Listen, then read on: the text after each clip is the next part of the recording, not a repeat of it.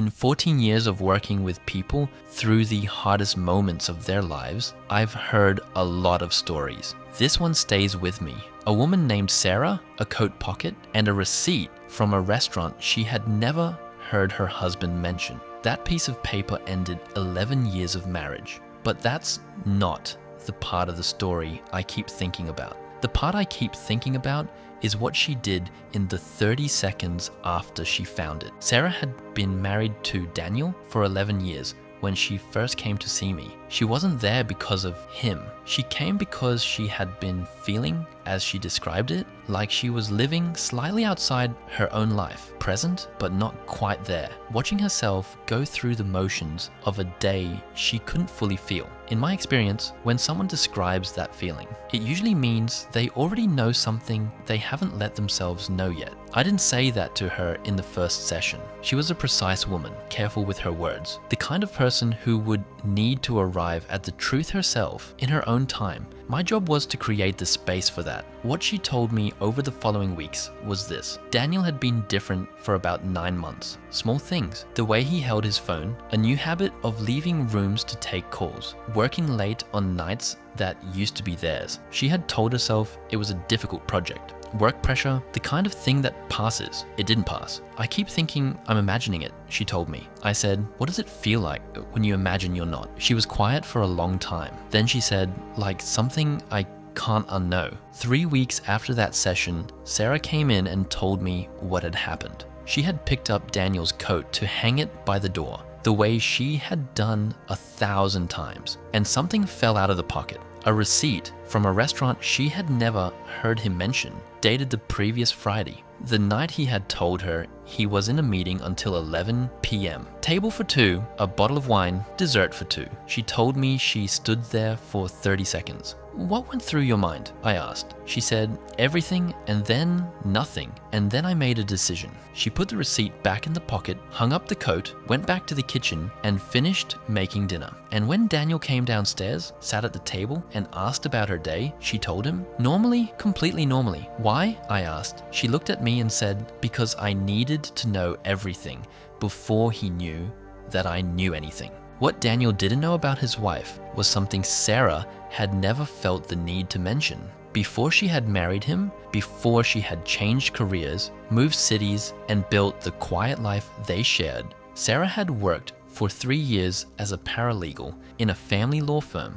She knew exactly what documentation was needed. She knew what evidence held in court and what didn't. And what questions a divorce lawyer would ask before a client ever walked into the office. Over the next 3 weeks, while she smiled at Daniel every single morning, she built a case, phone records, a second restaurant receipt she found in a jacket pocket, a third in a car door, the name of a woman who worked in his building, and a photograph Sarah took herself on a Saturday morning, parked outside an address Daniel had described as a client site. She brought all of it to our session in a folder. She put it on the coffee table between us and sat back. I looked at it for a moment. Then I said, what do you want to do with this? She said, I already know what I'm doing with it. I just needed someone to see it first. That was, in 14 years, one of the most composed things I have ever witnessed in that room. Sarah chose their 12th wedding anniversary. She made breakfast his favorite, the full thing, coffee exactly right. When Daniel came downstairs and saw the table, he smiled and said, you remembered. She said, I always remember. She let him sit down. She let him take one sip of coffee. Then she placed the folder on the table beside his plate. He looked at it, looked at her, and opened it. He didn't say anything for a long time. Then he said, how long have you known? She said, since the coat pocket. 3 weeks ago. He started to speak. She said, the lawyer's name is in the folder. She's expecting your call. Then she stood up, picked up her keys, and left for work. She told me later that she had cried in the car just for a few minutes in a parking garage before she wiped her eyes and went in. Why the parking garage? I asked. She said, because that was the only place that was just for me. Everything else had already been decided. The divorce took 7 months. Sarah moved into an apartment she had been quietly looking for during those same 3 weeks. She had signed the lease the day before she put the folder on the table.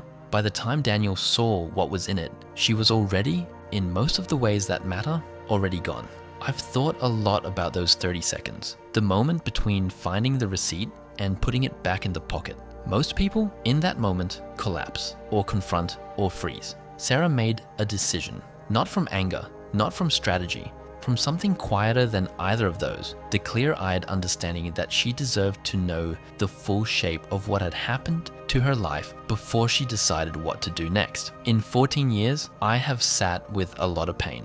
What Sarah showed me in that room with that folder, that is not something I learned in graduate school. That is something a person earns. I share these cases with names changed with permission because I believe the stories people live through privately deserve to be heard. Not as entertainment, as evidence. Evidence that people are capable of more clarity, more quiet courage, more precise dignity than we give them credit for. Every file on this channel is a case I still think about. If this one stayed with you, subscribe. The next file opens late at night. A phone call from a number that shouldn't exist that his wife answered by mistake. Some mistakes change everything.